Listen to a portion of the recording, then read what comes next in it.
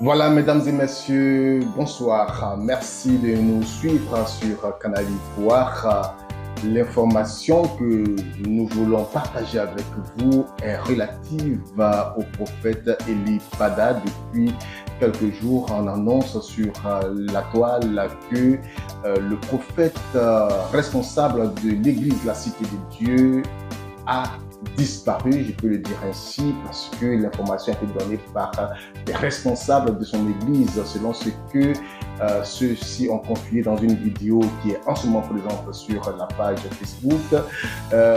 Il devrait prendre part à la traversée du 31 au 1er. Il y a un programme qu'ils ont organisé dans leur église, mais l'homme de Dieu n'a pas donné signe de vie jusqu'au petit matin et jusqu'à ce jour. Nous sommes le vendredi 5 janvier 2024 et le prophète n'a pas encore donné signe de vie. Nous avons pu entrer en contact avec son assistant direct qui répond au nom de Madame André Kouakou, qui nous a confié certaines choses, mais bien avant cela, nous allons vous présenter cette vidéo qui circule sur les réseaux sociaux dans laquelle les responsables annoncent la disparition de leur leader.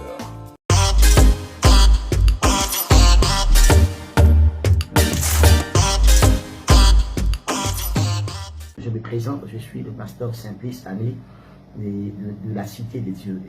Je suis là pour quelque chose de très important. Je tenais d'abord à m'excuser auprès de vous pour l'absence de notre papa le jour de la traversée. Beaucoup d'entre vous s'attendaient à le voir.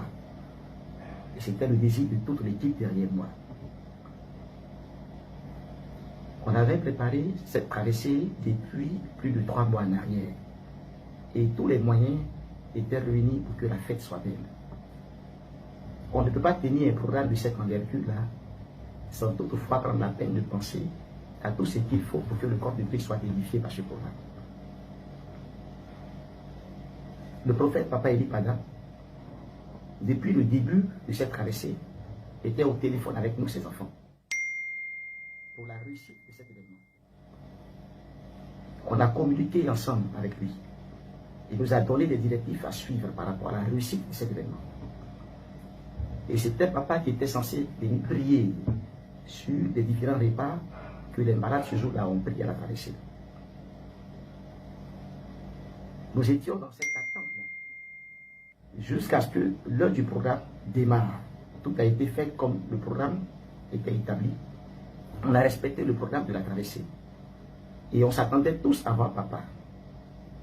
Et à notre grande surprise, jusqu'à 21h, 22h, 23h, 2h du matin, on n'a pas vu papa Élie Pada à cette traversée. On était tous inquiets, et surtout moi, parce que c'est sur moi, et c'est sur mon épaule que reposait la conduite de cette veillée de prière.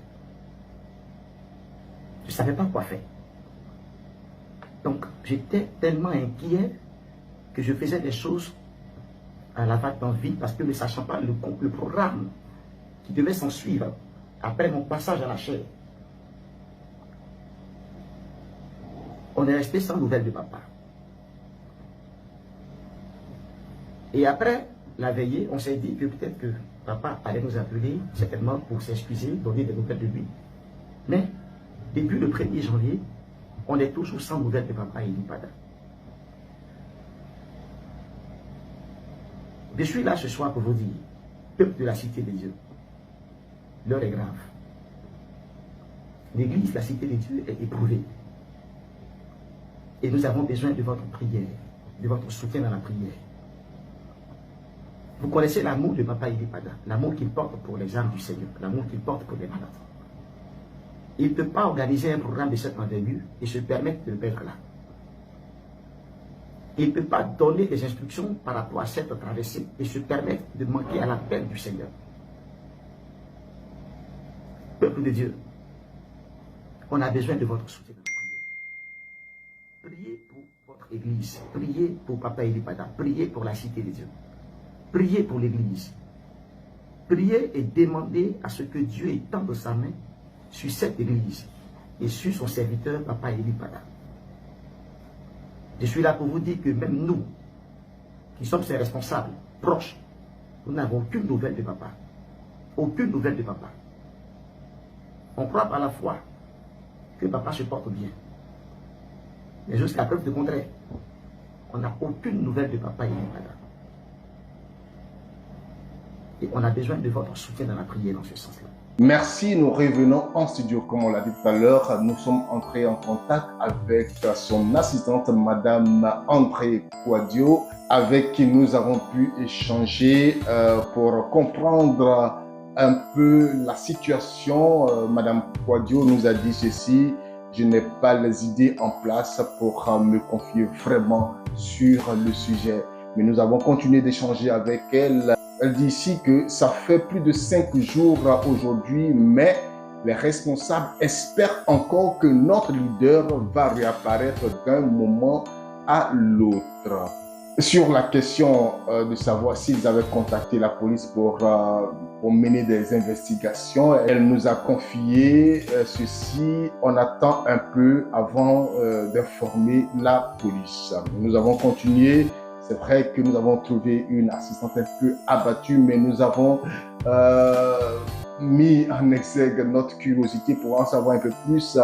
Elle a dit ceci concernant des probables menaces à l'endroit du leader et de l'église. Ça, c'est nous qui avons posé cette question. Est-ce que le leader était l'objet de menaces ou bien même l'église, parce qu'on sait qu'il y a eu quelques temps, il donnait beaucoup de prophéties sur la Côte d'Ivoire. On se souvient de cette prophétie qui annonçait un décès au sein du PDCI RDA, et quelques jours après, le président Rikonan Bédié nous a quittés. Donc, est-ce que ce n'est pas la seule prophétie? Il a prophétisé sur la Côte d'Ivoire, sur des autorités politiques, sur même des artistes et même des pays de l'extérieur de la Côte d'Ivoire sur lesquels l'homme de Dieu a prophétisé. Est-ce que pour cela, l'homme de Dieu a pu être l'objet de menaces? Madame Kouadio nous a dit ceci: elle ne peut pas répondre.